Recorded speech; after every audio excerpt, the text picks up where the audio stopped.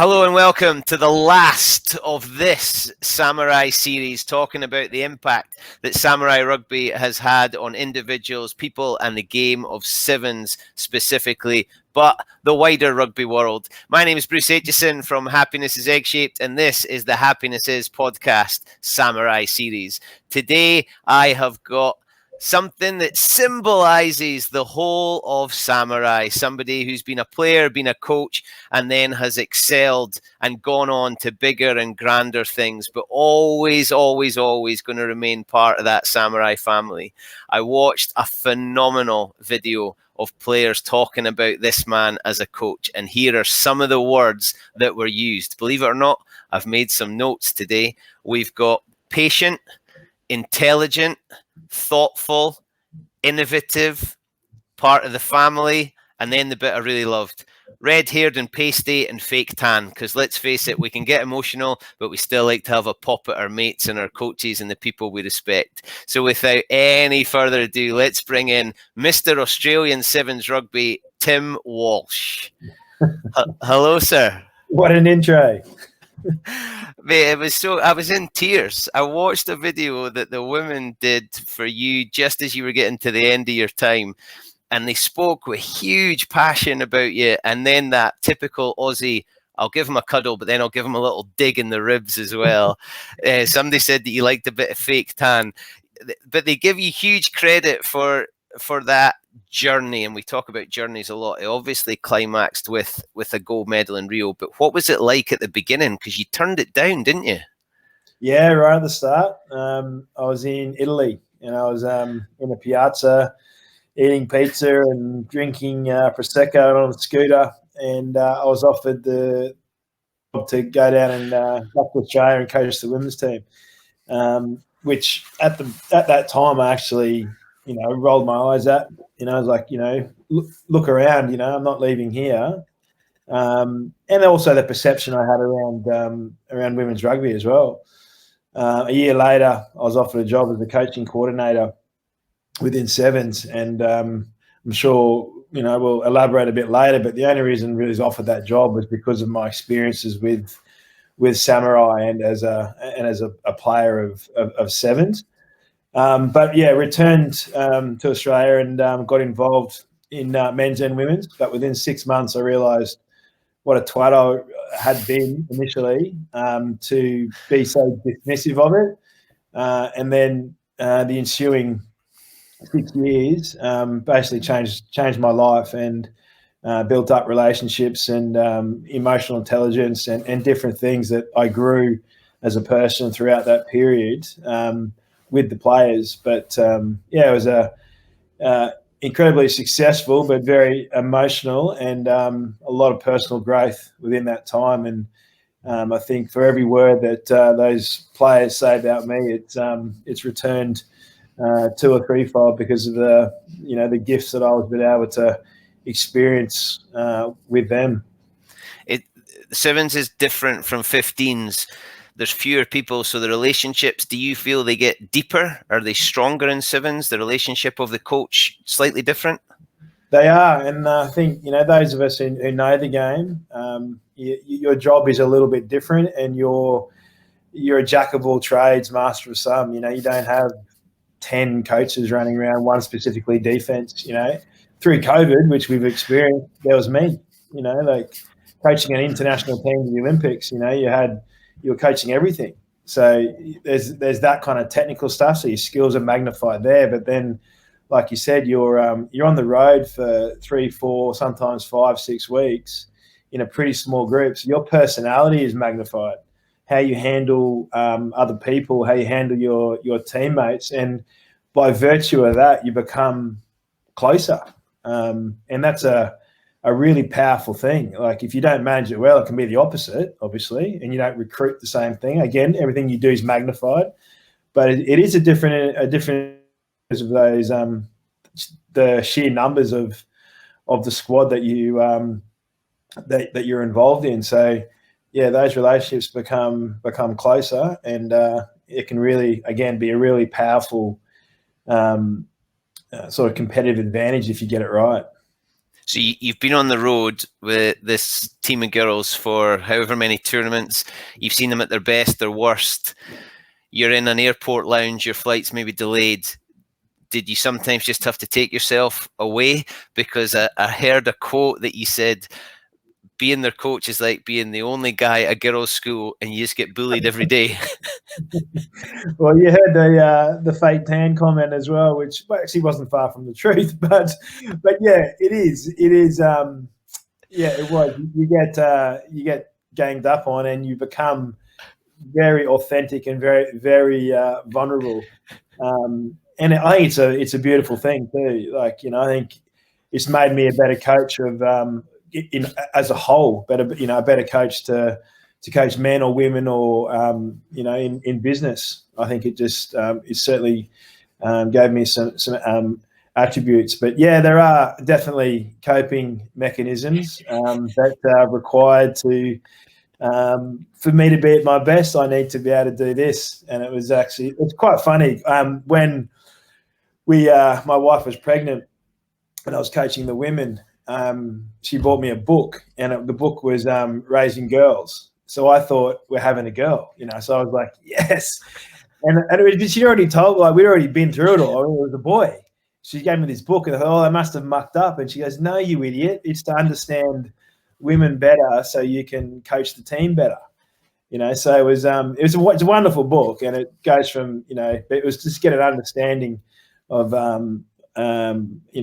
how women think, or, how it can sort of subtly change a bit with emotions. But geez, they're incredible, skillful players, and their desire and drive is the reason why they won, and the reason why teams all around the world win. So when you turned it down, was the perception that they weren't skillful, they weren't going to be athletes? It was. Did you have a negative? You obviously had a negative in your head. Yeah. Where did that come from? Yeah, shamefully, yeah. I think just being a male-dominated sport, and from what I had seen at various different tournaments, it just didn't interest me. The impact and the unlocking of the talent, I was just blind to, really. And again, I mean, I'm happy to admit it now, but at the time, yeah. And now I'm I don't a champion for change, but I think we're well beyond that now. For various different leaders in sport, Rachel being one of them, but various athletes throughout the world. And now it's not about women's athletes and male athletes, it's just about athletes, or it's about rugby players. And I think I reckon some of the players that I coached in the women's team were the best rugby players in Australia. And, you can drop off the women's a bit. They were the best rugby players in Australia. And they're phenomenal athletes mentally and physically, which is, encompasses a great athlete. But I can confidently say that, having played and coached both national teams.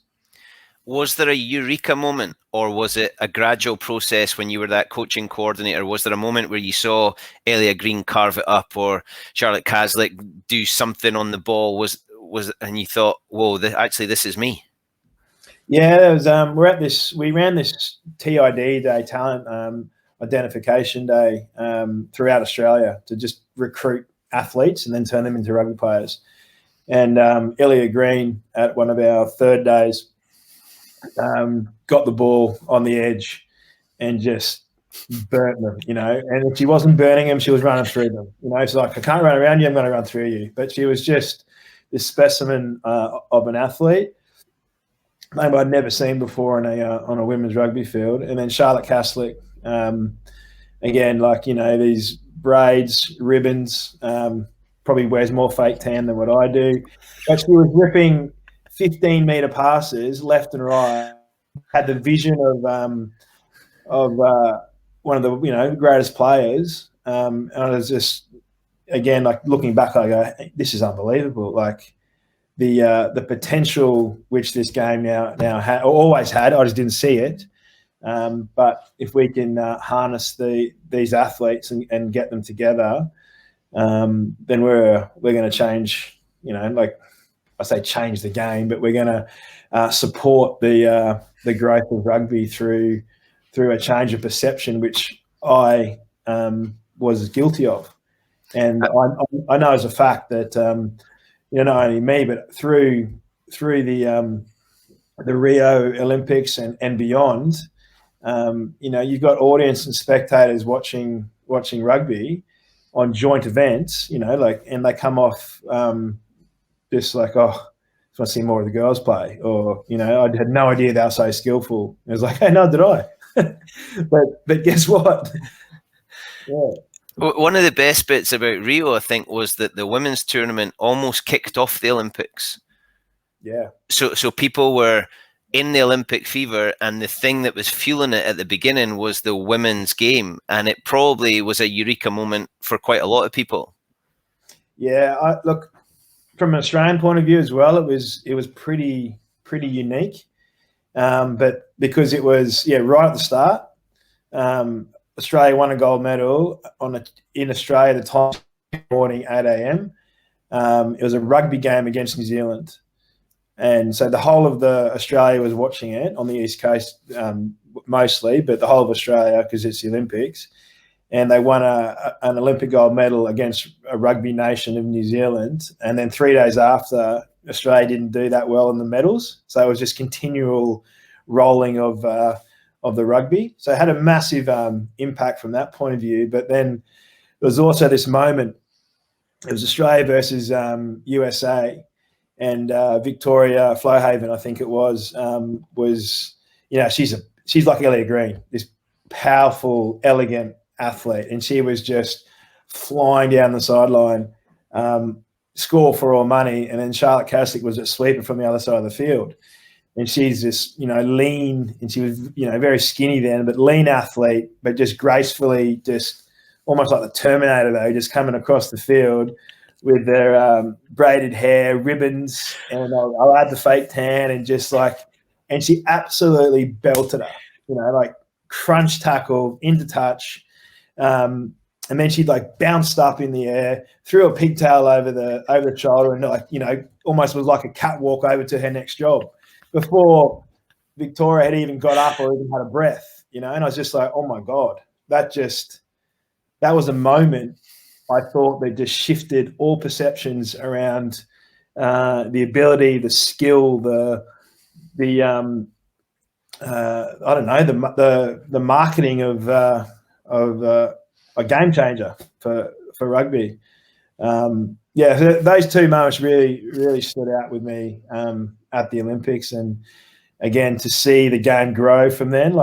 As you're aware, I finished coaching the women in 2018, but to see the Kiwis come back and win in such gracious and unbelievable form. The French, after just qualifying, getting through, the game just keeps on growing, and on both men and women. I know we've spoken all about women here, but the men's side of things with the Fijians and everything that's going on, it's just a beautiful game, and I'm so pleased that the Olympics have picked it up and helped us drive all the values of rugby.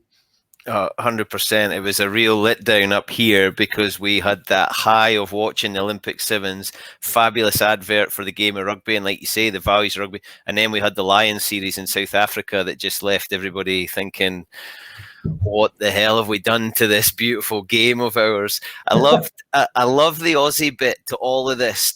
I'm hitting stereotypes here, but when I hear those players talk about you, it's with love and affection as a strong coach-player relationship, but then there's also the digs.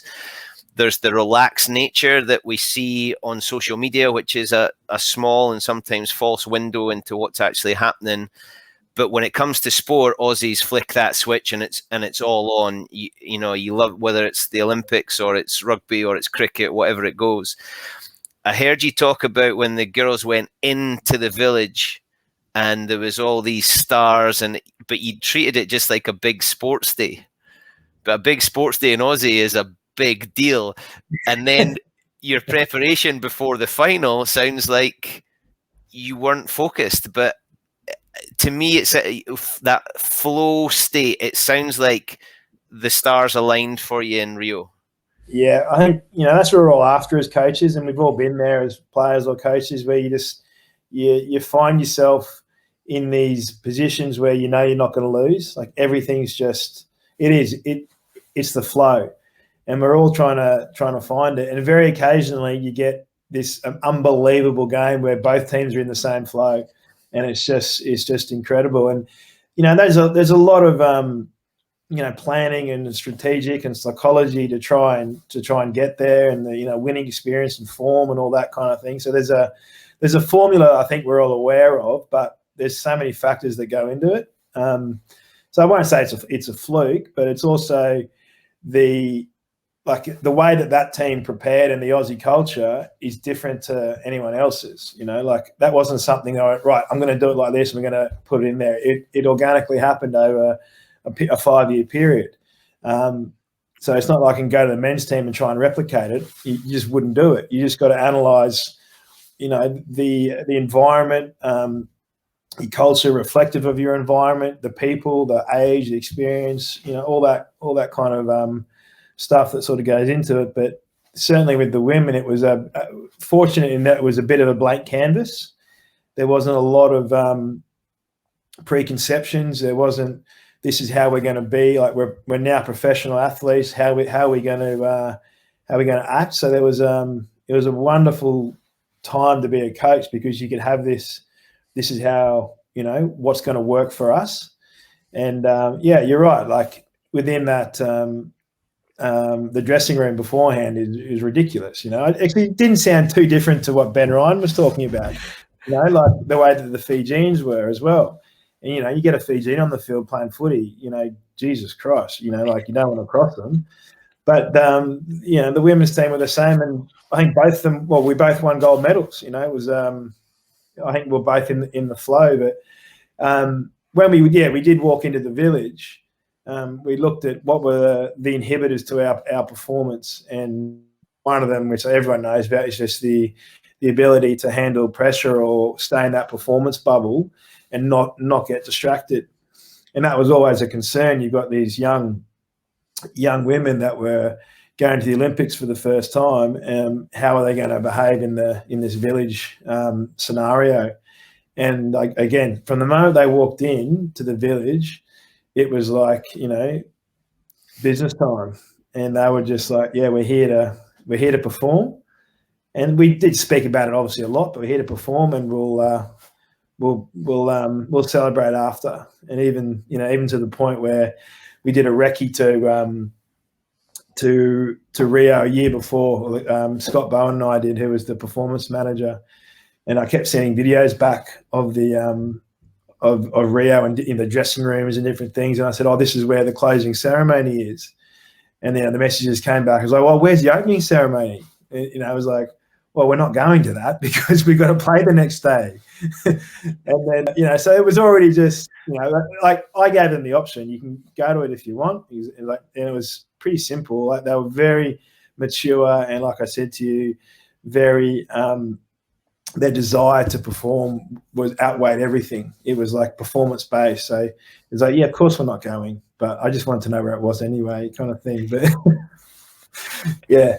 So the flow comes over time, and good leaders in the team, good cultures that are reflective of your environment, all that stuff that then puts you in that state.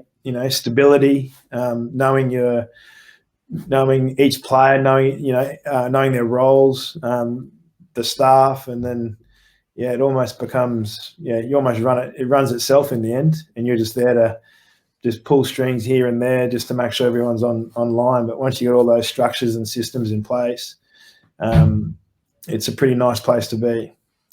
So I love listening to all of that, and it just how you didn't necessarily impose things. You obviously have a strength in listening and being able to get the mood of the group. when I watch, the pre-match amble on TV, and you see people coming in, they're deadly focused, they've got the headphones in, the bus has probably been silent. Before you guys go out to win a gold medal in Rio, it's like a nightclub in the changing room. Like that's not normal, but that was just the right thing for you and your team. Yeah, I never envisaged it being like that either. It was all like very serious or off the wall. This is our lot. This is our, But we quickly realised that the better we felt, the better we played. The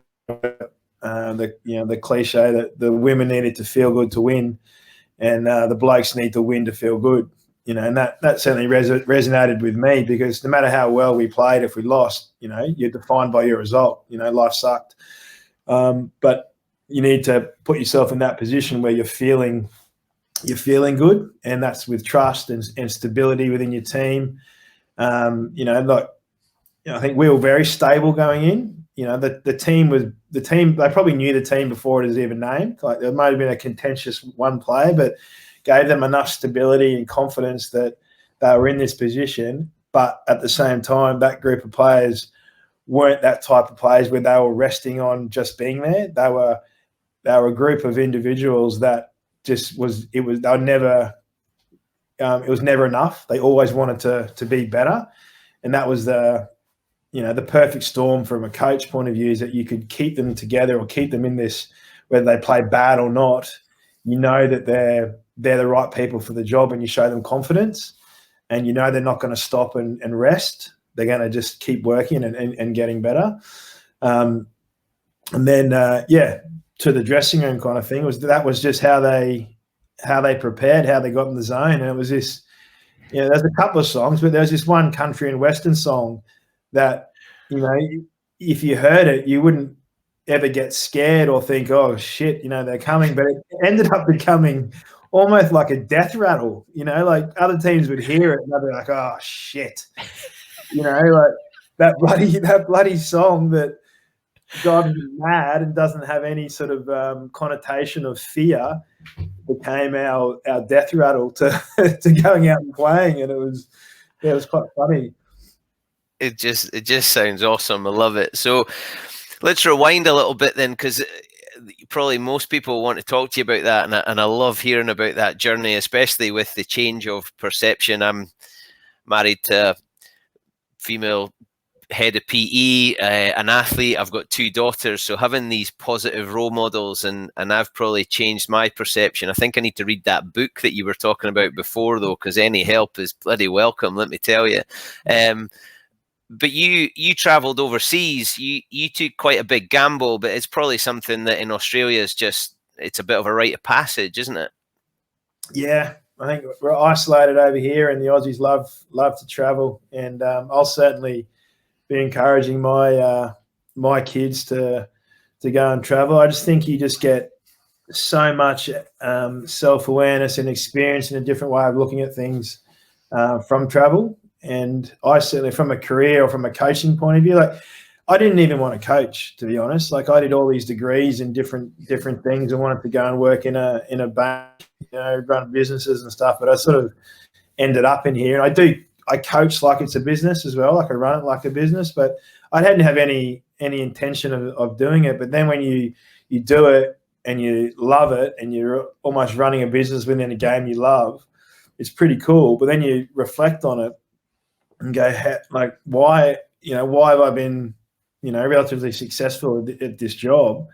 And then you start to sort of unpack it, and I believe it's because of the people you interact with, the different things you can take off different people, different cultures, not just rugby, just life. And you have a different, to read people, different awarenesses that you get, I think, through traveling, and then immersing yourself in different environments, which again generally is from traveling. So heading to England, was it just, I'll pack my boots and see what happens? A little bit. I was in Australia, and back in those days, super teams, and they were fiercely competitive. and we were very good as well. And at the same time as well, if you're from Queensland, you didn't go and play for someone else. Like you're a Queenslander. So I had a guy called Elton Flatley in front of me, and another guy called Shane Drum, who ended up over in England as well, but just phenomenal players. And I was sort of blocked by those blokes. So then I went to New Zealand, played for in North Harbour with an incredible team. There were 13 All Blacks in our team. It was unbelievable. And I was their fly half. Loved it over there. And then I got a call from England to go and play over there. And I had ancestry, so I was eligible from a playing point of view. I was classed as a foreigner, but I could go over there quite easily. So I went over there, played for Worcester, and then over to Leeds, and they were in the Premiership in the Heineken Cup. And then my mate Elton Flatley, he got an injury, and they asked me to go back and play for the Reds. So I had Phil Davies was the coach there at Leeds, and I had a chat to him about could I go and do it, because it was something that I really wanted to do. And Leeds at the time, it was in March, we were sort of in that 5th to 8th position. Like we weren't going to go either way. There was enough points either way. So he released me to go and play, which was very grateful of. Ended up back there, and then I went back to England after that. Had a bit of a life moment where I was like, okay, I'm 25 now. I'm going to play part time and do some more study. So I did that, and then I came back to Australia, played some footy there, and then I was working, and through work I ended up having a meeting with the Reds around commercial stuff. And Ewan McKenzie, who was the coach at the time, needed a fly half, and he said, "I heard you could do it." And I sort of said, "Yeah, I could." He goes, "Are you serious?" He goes, "Yeah." I said, "All the guys around here reckon you're the guy." I was like, "Okay." So he goes, "Come to training tomorrow." So I spoke to my boss and ended up at training. And 2 weeks later, I had a contract. So I added a few more caps to my Super Rugby resume, which went from 1999 to 2010 for a total of 8 caps. And then from there, I ended up in Italy for an incredible time in my career. We won the Super 10 over there, played a couple of years. The under-20s World Cup was in Padova, which is my club, which is where the Sevens opportunity came about. And it just, went back to Australia, and I'm still here at Rugby Australia, loving it. So you went for an office job and ended up getting to wear number 10. Yeah, yep. I love that. That is just brilliant. So the disappointing thing is I played really well in the first game, and Flatley didn't play because he was injured. But then he became fine, and they put him at 12 and me at 10. And I was just like, this is like, because I grew up a few years below Elton, but he was like, one of my heroes, him and Timmy Horan. And I got to play with Elton, in Wellington on the Friday in the team run. It was windy Wellington. The ball was windy, and he tried to catch it, and he snapped his ligament in his thumb, and he didn't get to play. So I was like, oh, knocker. You got to train with him, though. And go to New Zealand. So when did Samurai fit in here? Had you heard of Samurai before you got the call? Yeah, look, Samurai throughout that whole period, very influential in my whole career. So there was my first interaction was I was living in Worcester with Jim Jenner, who played a lot for Samurai, and he sort of introduced me to Terry and the team. So in the summer, as you do in England, you play some sevens around Europe, and Samurai was the premier team, and I played a fair few seasons with Australia, so I had a good resume. So it was like I think I was a good fit for Samurai in terms of the stature of which they attract. And then you get involved within an organisation like Samurai, where fantastic people, great values, and passionate about driving forward. And basically from from that moment, 2004 onwards, my connection with Samurai, particularly while I was in England, was quite, like, for the 4 years which I was still in England, was, Amsterdam, I think we won 3 in a row, the Ledburys, the Rome, like all over the place, and just, driving home high standards, talent, and then and performing, really. And even back in Australia, whenever there was a tournament in Dubai or Darwin, I'd be the link there with Terry to recruit and get people that are going to fit the Samurai values and standards of which they demand. So there was that link there, and then I ended up back over in Italy, but in the European area. Towards the end of my career, Terry gave me the opportunity to coach. So coaching at Amsterdam. So we won another one in Amsterdam, this time as a coach, working with the likes of Mike Friday and Fraser, and just ridiculous talent of players and Sevens knowledge and coaches. So the development of which Samurai exposed me to, mentored me through different things. Just, again, forever thankful for educating me in the world of Sevens by virtue of the environment which was created and the people that you get to associate with.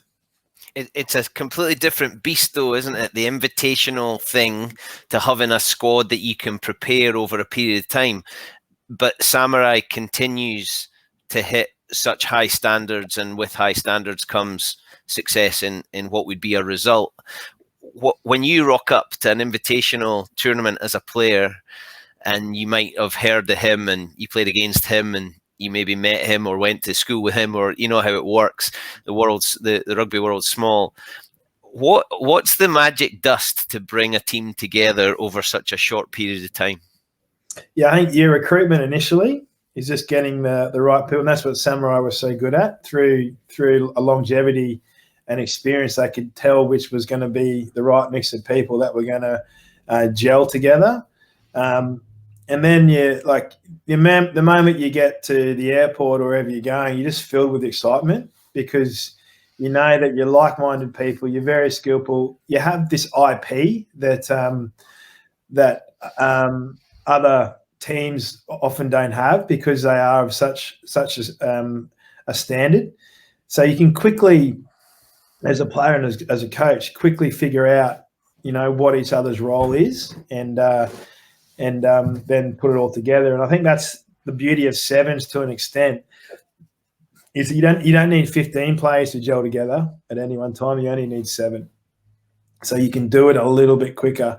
Like you alluded to before, the relationships that you can have, I think, are stronger because you're spending that much more time together and you have to understand each other's game a whole lot more.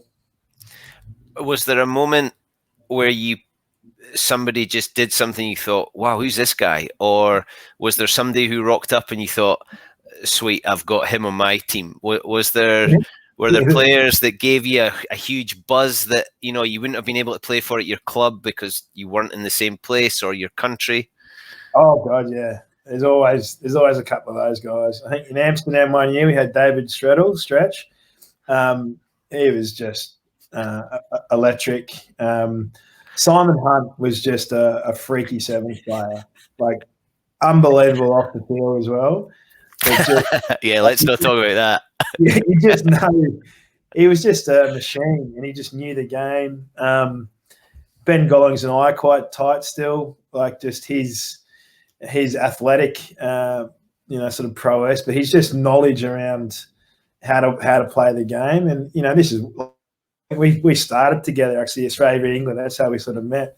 And he sort of stayed on the circuit for 10 years, and he could just do it standing on one leg, that kind of stuff. But yeah, there's often players that sort of came in, and you just know that they're going to be swooped on by some somebody somewhere offering them, big money and to play for England or Australia or New Zealand or whatever. And, that's part of the Sevens, remit is to retain, recruit, develop, the best rugby players in the world, to whether it to be played nationally, internationally for their country, or to go on and play 15s or win World Cups or gold medals, whatever it is. So, I can think, Sevens and Samurai have played a huge part in developing these players and giving them a position to be able to show their wares. And then it's like, okay, then you can make a decision. Am I going to go this way or this way? But yeah, Stretch definitely in Amsterdam, Hunty, just from a Sevens sort of like brilliance kind of thing. I really enjoyed Russell Earnshaw playing. I know this is probably, we're talking like 15 years ago now, but those guys were just great leaders and veterans of the game that brought on the young fellas. And that's the other thing. I think a lot of mindset, I think, with Sevens is it's a development tool, solely development tool. And if you put a bunch of 20-year-olds together, they'll develop, but they won't develop as much as they will if you put, 6 28-year-olds with six 20-year-olds, then they'll develop, and they'll develop real quick.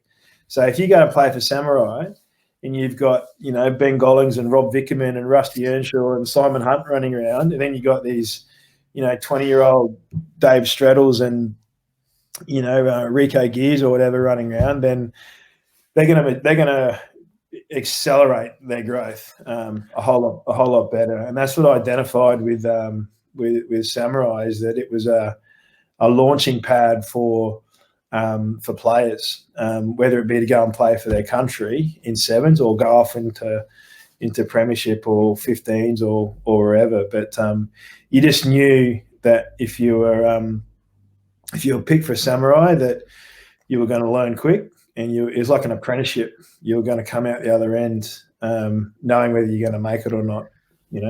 You mentioned the word learning there, and your success, your most recent successes, people will have seen, but they won't have seen the development of being a player with Samurai and a player in England and a player in Italy and a coach and coaching with Samurai. So you don't see the hard work, do you? You see the result.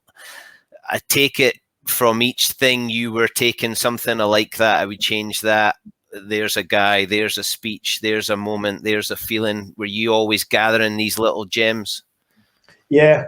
Again, on field and off field, what worked, what were point of differences, what inspired you, even from a cultural point of view, I ended up in Italy, and, like the Italians love their food and family, and we'd sit at lunch for like 2 hours, 3 hours, and I didn't even speak the language. So I'm just like sitting there just like, but within 3 weeks I was, speaking. I was becoming close to this group so much quicker than what we would in probably other countries. Like, it was just, I think, wow, like, despite, I didn't like it at the beginning, it just became, this is a really, I think, great tool. But then, all through I was so lucky to have Ben Ryan coached me at Newbury. Mike Friday, coached me at Samurai, then I coached with him. And then Ewan McKenzie was probably my light bulb moment where I thought, I can be a coach here. Dave Nusafora at Now High Performance in Ireland, that you look at or experience these guys coaching you and then go, okay, yep, I can do that. And then culturally around the world, all these different things that you think might work within the group that you're with at that time. And then, like, as you said, the technical side, I think there's a lot of, when you play the game for 15 years, 20 years, most people understand the technical side. Like, there's not a whole lot you can reinvent. I think there's a difference between good and great, but, you can understand the technical side. It's the other stuff. Like, you talk about finding the flow or getting that group of people to merge together, or an emotional intelligence or awareness on how to get this group of players to perform the best they can, create the environment individual has the opportunity to perform at their best. And I believe you get that skill from what you said, different, being aware, taking notes and looking at different things that might work in this situation, and I think that takes application and a thirst for knowledge, and then a courageousness to go and do it, head coach a team or talk to Sandy and say, mate, can I coach this team? I think I'm ready. And the bit about coaching, I can imagine players like being coached by you, because it sounds like you've got the emotional intelligence, which you've mentioned, but you've got experience that comes from travel, putting yourself in challenging situations, going to Italy, you don't speak the language, turning up at an airport, not maybe knowing the other 11 guys you're going to be with, and then you gel together, and at the end of it, you've got a gong to show for it. When did you have a moment on the circuit, and anybody who knows maybe a bit of the background to the Sevens circuit, you all stay in the same hotel, you all pretty much train at the same venues, the changing rooms are next door to each other, you share the same food halls. Who do you sit down and have a coffee with and reconnect with, or maybe new people? Has there been moments where you thought, this is the kind of person I need to spend time with, or I can't wait to see them in the next one? Yeah, it's a really interesting environment, the old Sevens tournament, because this, and it's very unique to rugby. I think very special with rugby, but playing this barbaric sport where you're belting each other, and then at the breakfast, asking to pass the milk or something like that, and then and then you do it again the next week, and then you try to, and am I friends with this bloke, or am I competitive, or am I trying to get an advantage over here? And everyone's different. But the beauty, I think, of the game is that of rugby is that you can flick that switch and become that person, and then when you're off the field, he's just a good bloke. And Ben Gollings is probably that example. Like back in the day, 2001, 2002, Australia, England there was sort of a couple of teams that were really good, and then we were in that sort of fighting it out for third, fourth, and fifth, and we'd end up playing England all the time, and we'd just be, they win one, we win one, they win one. I remember it was Argentina. It was wet and rainy, and then I ended up kicking a penalty goal in double extra time to win the game. I think it was the last time we won against England in that year. But then that night, it's the second leg of the tournament. We're at this post-game celebration, party with these flame throwers and fires, and Ben Gollings and I are on the, probably shouldn't say this, on the table, shirts off, and then swapping shirts, and getting up there with the fire throwers, and it was just like we just had this gigantic mammoth battle for this plate final that, and now I'm sitting here with Benny, and I mean we're still close mates now, but these are I think they're very unique, and I'm sure every rugby player's got 1,000 of those stories. But I think it does make our game great. It's a barbarian's game played by gentlemen. And some pretty serious women as well with your experience. Absolutely. Absolutely. So in Australia, rugby's not the number one show in town. There's a lot of competition for the level of athlete with the different sports, and rugby sevens probably falls below even 15, so it's even further down the pecking order. How do you see the promotion? How do you entice somebody to take up this game, whether it's in Australia or here? How would you sell it to them? Yeah, look, I don't actually think it's that hard to sell, because it's that great. I mean, you got to want to enjoy contact, so that's hard. But sevens to me inspires, innovates, and includes, and that's, I think, a bit of a thing, a sort of strap line for sevens. You have this inspiring women and men, to go to the Olympics, represent your country, travel the world, Commonwealth Games, for the Commonwealth America, but you can inspire. And, rugby, you look at 95 World Cup, like diplomacy of sport with South Africa, like that was a vehicle to change. So you got this inspiring sport, and what better stage than the Olympics? And then you got the innovation of the game and entertainment, which you can, again, use as a vehicle. And then what we've been opened up with this conversation, but the inclusion. It's a game for everybody. It's a development tool. It's a young person's game. It's a experienced veteran Olympic sport game. But I think those three things basically cover what sport's all about, and hence why it's in the Olympics. But that would be whether it be commercial or athletes.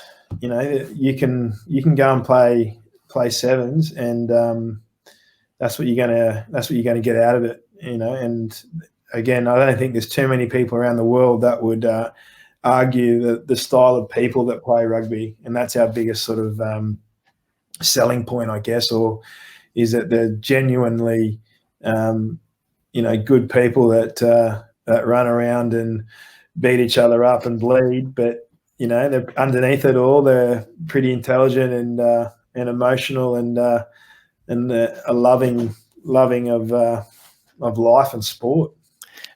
Was anybody really suspicious that Tim Walsh, like were netball coaches sort of shepherding you away in case you were recruiting their goalkeeper to come and play prop in your sevens team? Or there were.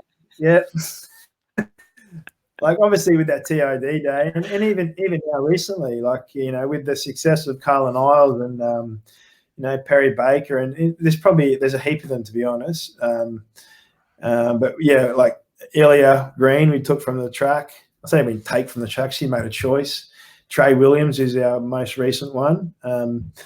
That in the Ilya Green kind of mold. But then within that team there was tennis players, basketballers, soccer players, rugby league in the gold medal team, and even going forward, like I think and I was often asked as a rugby player, as a rugby coach, are you worried about the professional rugby league women's teams and netball teams and AFL teams? I was like, no, because I love sport. The more you can do it, the better. And if that athlete would like to play rugby sevens, then they've already got a year or 2 or 3 of professional sport under their belt. They're already halfway there. You know what I mean? Like when I started, they were down the level of not even made a tackle before, let alone experienced a professional environment. So if that's happening, you're increasing options for athletes, and you're making the standard better for that person to be able to do it. And I think at the Olympics in 24, 28, 32, you could probably see in both men and women, NFL players, rugby league players, AFL players or something who don't get to go to the Olympics. They might make a decision where I might give this a crack, and you're already starting to see it, but I think that might become more popular in the future. Someone comes up to you and says, Tim, I want to start that journey. Do you say, right, give me a second, Terry, I've got this person, how about it? Yes. Yeah, and sadly, we're all the way over in Australia, and then sometimes definitely now with COVID, but there are restrictions. And like I think the reason why England have been so good, throughout decades, is because of the systems that are in place, like and particularly Samurai. But the whole of summer, you can travel playing sevens around the world, having their best time and learning and playing high level rugby. So when England come to pick their squad, they got a plethora of talented players to choose from, And usually you go straight to Samurai because that's where, you know, the best coaches, the best players generally are, you know, with a bit of the international flavour and whatever. In Australia or something like that, where we could manufacture that, have those tournaments, I think we'd be in a much better position with depth. But I've often said it, you know, the reason England are so good is because they've got a development team, and it's probably, you know, Samurai to me is the pinnacle of it, but there's a heap of them, you know, like. Can't remember all the other names, but don't name them, or Terry will go off his chump. Just don't name them. It's fine. Samurai's the only show in town. That's all we need to know. So you've been almost everywhere that they can throw an egg. You've played, you've coached. If Terry was to call you up and say, Walshy, I need you to come and coach, where would be the dream location now? Yeah, right. I mean, straight away, it's Italy. Like it just, I don't know. It's just a time of my life. It was just a special time. I loved everything about Italy, you know. And again, you need to win to feel good. We won the Super 10. I don't know. It's just, yeah. I love Italy, but every place I've ever been to has an incredible charm to it, you know. And I'd be happy just about anywhere, to be honest. But yeah, I do enjoy Italy. Okay, well, we'll take that. A bit of a hero returns, I'm guessing. So, Walsh, I really appreciate this. I've absolutely loved speaking to you. I think there's hours and hours in this, but I think I need to let you go because it's probably bedtime and you've got some jobs to do before you get there. So just to sum it up for me, what does Samurai mean to Tim Walsh? Yeah, it's like it's given me so much. Like I said, experience, fun, travel. You know, so to encapsulate that and pull it all into one word is pretty difficult. But I think Samurai is the reason I'm in this job today, and that's, you know, one of the, you know, I think forever in gracious, or, you know, use the word in debt to Terry and Samurai, is that, you know, having the faith in me, but creating this environment where players can do that, you know, or the vision to grow with sevens and where it's going. Like, you know, when Terry, you know, it all kicked off and whatever, I don't know what, you know, the vision he had and all that kind of thing. But sevens wasn't in the Olympics. It wasn't, you know, this the series wasn't as huge as it is now and all that kind of thing. So it certainly gave me the front foot and the experience to be able to do what I'm doing today. And I've said that many times to whoever talks to me about it. But yeah, it's a wonderful thing to be part of and to be involved in and grow with the game. I love it. Thank you, sir. It's been an absolute pleasure to speak to you, and I really hope at some point, maybe I'll ask Terry if I can come and join you for that tournament in Italy. I'll be your bag man. I'll put your cones out and collect them in. I promise I'll keep them in the same colours. I'll do whatever. Oh, you don't have to worry about that. I'll be putting them out myself. It's I'll hold your water bottle and your fake tan. Yeah, there you go. Here's the job. And we both need a hat. I'm bald and you're pasty, so we both need a hat. Awesome. Tim Walsh, thank you very much. It's been an absolute honour speaking to you. A pleasure. Thanks for having me. That was absolutely magical. Time very well spent. What a man. And I love it. I love that strapline: inspire, innovate, and include. And he strikes me as being somebody who does all of those things. What an inspiration.